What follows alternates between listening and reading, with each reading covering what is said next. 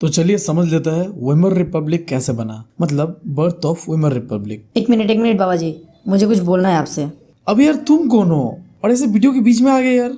देखो बाबा जी, ऐसा है, हूँ मैं कैरी का ममेरा भाई, और आपने जो बर्थ वाला बात बोला ना, उससे यार मुझे अपने बर्थडे की दुख भरी कहानी याद आ गई। कुछ ही दिनों में मैं 18 साल का होने वाला हूँ और मैं अपने मम्मी को बोल बोल के थक गया कि भाई एक बार हमारा बर्थडे करवा लो, 18 साल का होने वाला हूँ। इसी बहाने अपने क्रश को घर में बुलवा लूंगा और अपने गाय भैंस और जमीन जायदाद दिखवा के थोड़ा इम्प्रेस कर लेंगे। बात बहुत पैसा जी। खेत है, गाय है, सब है, और क्या चाहिए? पर नहीं, हमारे मम्मी को तो कंजूसी चाहिए। अब बताइए क्या करें हम। अबे यार तुम मुझे क्यों पूछ रहे हो, खुद मैं सिंगल हूँ।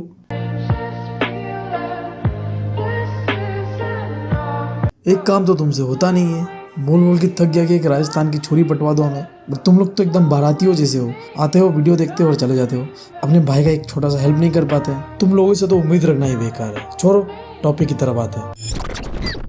तो ये समय था 20th सेंचुरी, जहाँ यूरोप के अंदर में जर्मनी बहुत ही पावरफुल किंगडम था और वहाँ का राजा बैठ बैठ के बोर हो रहा था। तो उसने सोचा चलो एक मैच पबजी खेल लेते हैं, और इसी चक्कर में वर्ल्ड वॉर 1 हो गया, जो कि चला पूरे 4 साल तक, 1914 से लेके 1918 तक। और ऐसा नहीं था कि वर्ल्ड वॉर 1 चला था किसी दो कंट्री के बीच, लगभग पूरे वर्ल्ड ने ही इसमें पार्टिसिपेट किया था, डायरेक्टली हो या इनडायरेक्टली हो। इनफैक्ट हमारे इंडिया ने भी वर्ल्ड वॉर 1 में पार्टिसिपेट किया। तो इसी कारण पूरा दुनिया बटा हुआ था दो ग्रुप्स में।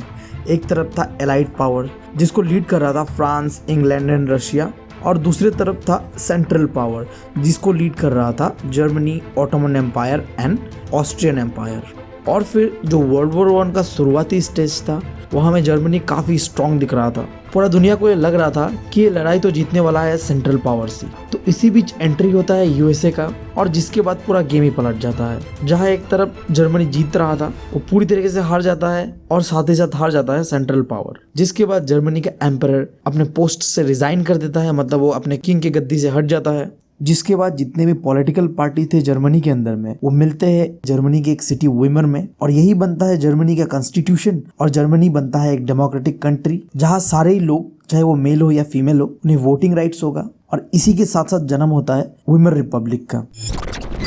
तो चलो भाइयों देख लेते हैं वर्ल्ड वॉर 1 के खत्म होने के बाद जैसे ही वीमर रिपब्लिक बनता है, उसके बाद जर्मनी के अंदर में क्या क्या चेंजेस आता है। तो जैसे ही वर्ल्ड वॉर 1 खत्म होता है, वीमर रिपब्लिक को मजबूरन साइन करना पड़ता है ट्रीटी ऑफ वर्साइल।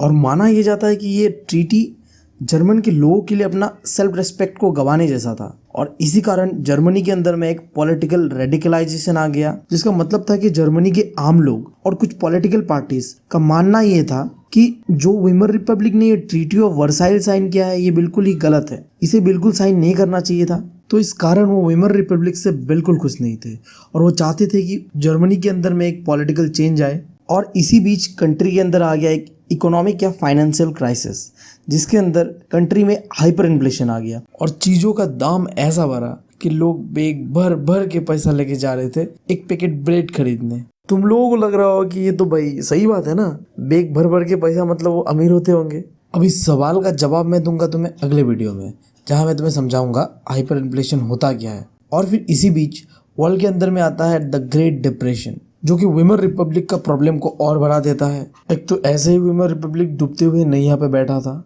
फिर आ गया ग्रेट डिप्रेशन, जिसने उन्हें पूरा ही डुबा दिया। अब बताओ क्या बोले हम। और यही सारी चीज़ों के कारण वीमर रिपब्लिक के अंदर में इनस्टेबिलिटी छा गया, और ऐसा लोगों को लगने लगा कि वीमर रिपब्लिक भाई कुछ ही दिनों का मेहमान है। और बिल्कुल हुआ भी ऐसा ही। कुछ ही दिनों में वीमर रिपब्लिक का राम राम सत्य हो गया, और जर्मनी में आता है हिटलर। बट भाइयों यहाँ एक प्रॉब्लम आ गया, हिटलर से पहले आता है क्रिसमस। और देखो मौका सही है, जाके जीसस जी का हाथ पैर पकड़ लेते हैं, कहीं इसी बहाने सिंगल से मिंगल हो जाए हम, तो थोड़ा बहुत तैयारी तो हम भी कर लेते हैं, ठीक है। अब ऐसे क्यों झाँक रहे हो, क्रिसमस की तैयारी की बात कर रहा हूँ, शादी की नहीं। सभी को एडवांस में हैप्पी क्रिसमस। मिलते हैं अगले पार्ट में इसका। अगर तुम लोग नए हो तो सब्सक्राइब करो, वो जो लाल वाला बटन है उसके साथ सूर्य नमस्कार करो या फिर अनुलोम विलोम, मुझे नहीं पता, बस क्लिक हो जाना चाहिए। अब मैं भी जा रहा हूं, मुझे बच्चों को गाली सिखानी है। बाय। कर दो यार, तुम्हारे पैसे थोड़ी ना कट रहे, कर दो। बीत रही जवानी अब